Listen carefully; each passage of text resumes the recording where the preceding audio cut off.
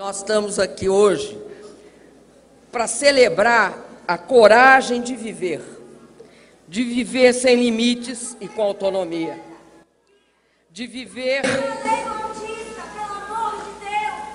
Sou eu, mãe, sou mãe do autista, do Espírito Santo, sei o que a gente faz.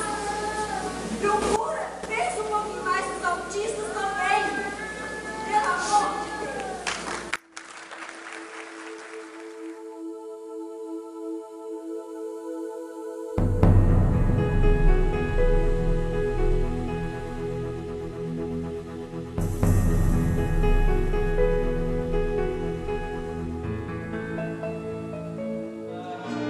Eu me vingo dela tocando viola de papo pro ar.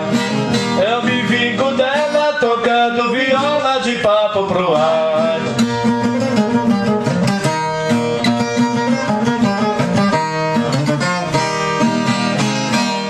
Eu percebi um comportamento, assim, uma mudança de comportamento, na verdade. Ele tinha 1 ano e meio, ele teve uma pequena perda de audição do ouvido esquerdo. E é onde que ele começou a isolar. Não queria que a gente tivesse contato com ele, não queria brincar, queria sempre estar sozinho. E aí descobriu o autismo. Então toda vez que você tiver uma doença onde a base diagnóstica está relacionada ao comportamento, a gente chama de transtorno. Tá? Então é um transtorno psiquiátrico com bases neurológicas relacionadas ao desenvolvimento. O autismo é um transtorno genético. O autista apresenta 3 características básicas: o atraso no desenvolvimento da linguagem, o comportamento restrito e repetitivo e a dificuldade de socialização. Nós temos que saber diferenciar os pacientes que têm transtorno invasivo do desenvolvimento.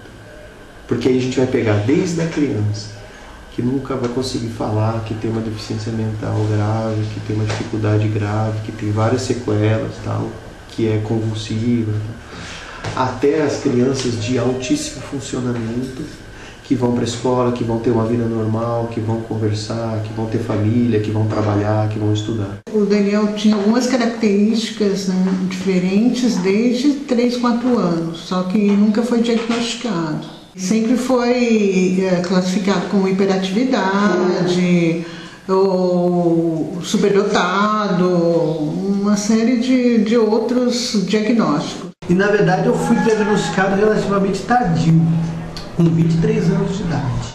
Hoje, pelos critérios diagnósticos, nós temos que ter 3 anos de idade para poder dar o diagnóstico. Estudos já comprovaram que alguns fatores ambientais podem influenciar no nascimento de uma criança com autismo. A gravidez após os 35 anos de idade, o uso de medicamento durante a gravidez, o uso de bebida alcoólica ou drogas e o trabalho de parto prematuro. O Léo, ele sempre gostou de música, né? Desde bebezinho tinha que pôr o rádio ligado, eu tinha que cantar para ele poder dormir. À noite, se não ligasse o rádio, ele não dormia enquanto não ligasse o rádio. Isso foi desde bebê. Agora, pegar o violão, ele começou a pegar assim, ele já tinha uns 4 anos. Eu dava meio que escondido assim do meu pai. Meu pai tinha medo dele quebrar, a gente segurava, ele ficava lá tentando tocar, né? Porque ele via meu pai tocar, então a gente via que ele tinha muita vontade, né? A maior dupla sertaneja do Brasil. Eu vejo que a música faz muito bem pra ele. É o que acalma, às vezes ele chega da escola, porque é um estresse da escola, né? Então, ele chega da escola ali agitado, cansado, ele vai lá e pega o violão, toca. Daí a pouco você olha no Léo, o Léo é outra criança. Que às vezes eu busco muito forçar em cima de... Não forçar, mas esclarecer para o nosso ouvinte de que ele é uma criança autista, não é uma criança especial, porque especial todos são, mas ele é uma criança autista. Então, se a gente não pronunciar essa palavra, ninguém percebe. Ando devagar porque já tive pressa e lavo esse sorriso, porque já chorei demais. Tem... Todo o funcionamento cerebral deles é diferente, mas a gente não sabe como, isso é muito novo. A gente não sabe o quanto essa dificuldade dele de falar, já conversei com a Fono, já conversei com o Caio, que é o psiquiatra, mas ninguém sabe dizer exatamente por que ele canta tão bem, toca tão bem, e para falar ele tem tanta dificuldade.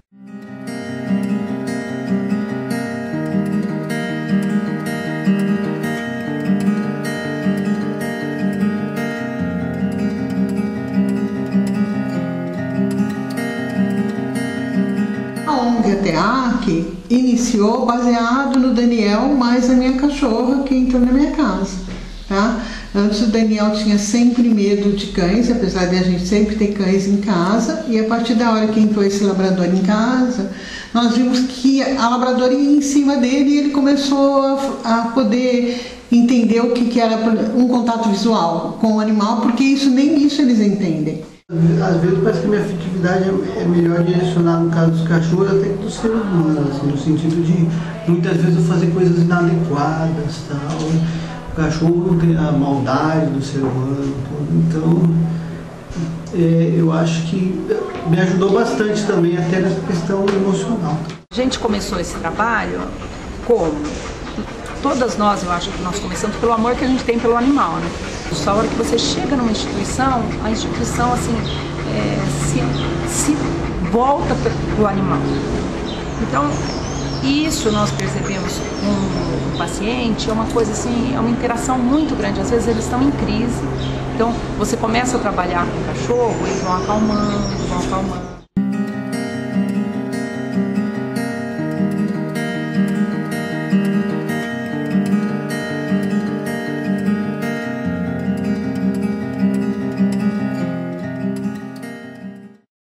Ele se formou em biologia com 25 anos e depois ele fez o mestrado na própria biologia da Unicamp.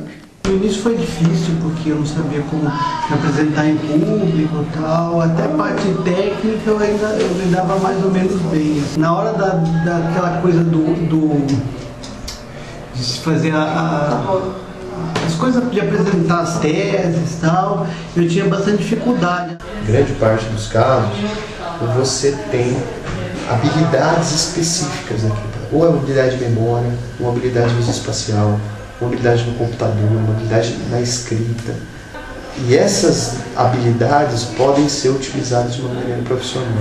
Que eles têm a capacidade de que eles gostam, eles fazem muito melhor que qualquer um de nós. Ele tem que ter as habilidades funcionais básicas preparadas, que é independência para se comunicar, para se autocuidar, que é a parte de higiene, alimentação, e saber lidar de forma mais assim branda com a comunidade. E aí a gente vê o que ele daria bem, e aí a gente adequa o que ele gosta de fazer com o que ele se daria bem em fazer. A gente treina aqui, pede para eles fazerem alguma coisa, tudo depende do grau que eles estão, do grau de comprometimento do quadro clínico deles.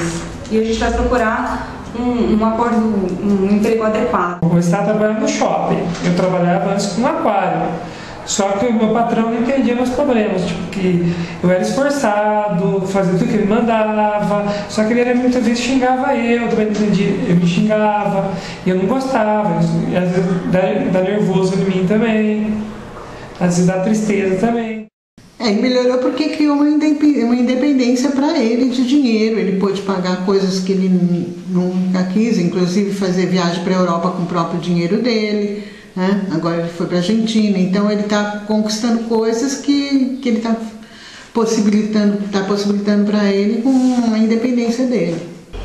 Que as pessoas têm preconceito no trabalho mesmo, não entendem às vezes as coisas que acontecem, então não há espaço para esse problema. As pessoas hoje em dia não querem ter problema, elas querem ser, vamos supor, não quer ter um cara que não tenha, vamos supor, dificuldade, que é um cara inteligente, tudo. Às vezes o maior preconceito às vezes começa dentro de casa. Que às vezes eu já ouvi muitas histórias de pessoas que têm filho com autismo ou com outras síndromes que não aceitam. E quanto mais tempo você demora para perceber, você está prejudicando o seu filho.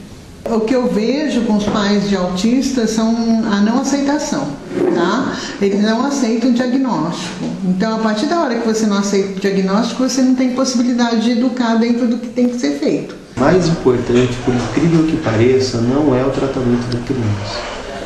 É um programa de treinamento com os pais, tá? Em que a gente vai fazer exatamente isso que eu estou fazendo com vocês aqui. A gente vai treinar os pais a eles entenderem todos os pormenores daquele problema. treinar os pais a prevenirem o comportamento e saberem lidar com todos os comportamentos que aquela criança pode ter. Eu sofro preconceito desde que eu sou adolescente, na verdade. Mas é um preconceito que ele é velado. O preconceito é até pela população não saber o que é autismo, até onde vai, o medo do autismo. Então eu acho que tem muito desconhecimento e o preconceito é muito grande. A última deficiência que eu vejo que a população quer encarar é o autismo. Só que as pessoas desconhecem, porque normalmente é um menino, a aparência deles são normais, você vê, você não distingue, por exemplo, uma outra síndrome que você já vê que tem, a não ser que você já olhe. Muitos dos meninos, eles fizeram graduação e eles veem o currículo e falam, poxa, mas esse menino estudou, esse menino fez faculdade.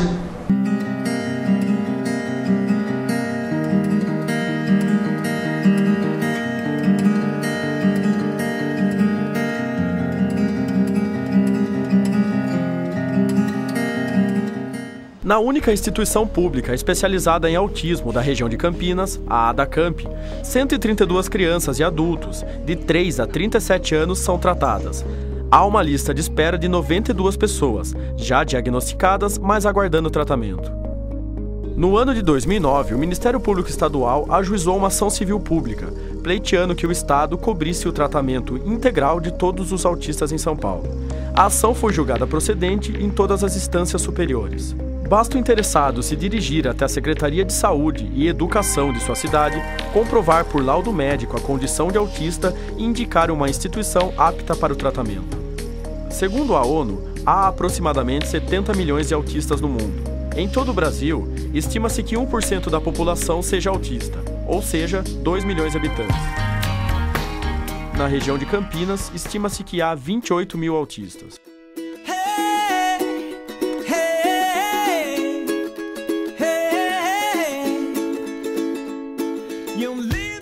Ele trouxe um aprendizado muito grande para mim, que é realmente isso, aprender a ser mãe no verdadeiro sentido, de dar amor, carinho.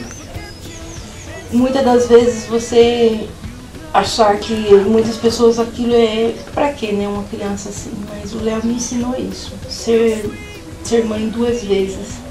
Conseguir perceber melhor as dificuldades dos outros, e não é só deles, né, às vezes é a nossa.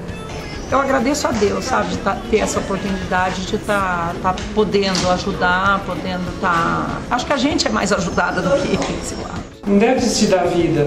Tem que ir para frente cada vez mais e ter mais desempenho e mais vontade. E não desistir do obstáculo da vida, não. A vida é bela. Ele me deu uma lição de vida mesmo, porque eu aprendi a ser mais gente, a ser um ser humano melhor, tá? A olhar para as outras deficiências e entender todo o autismo, tentar entender e estudar. O Léo é assim, ele é importante para mim, eu sou importante para ele, porque é um prazer muito grande ser mãe do Léo e ter esse carinho dele.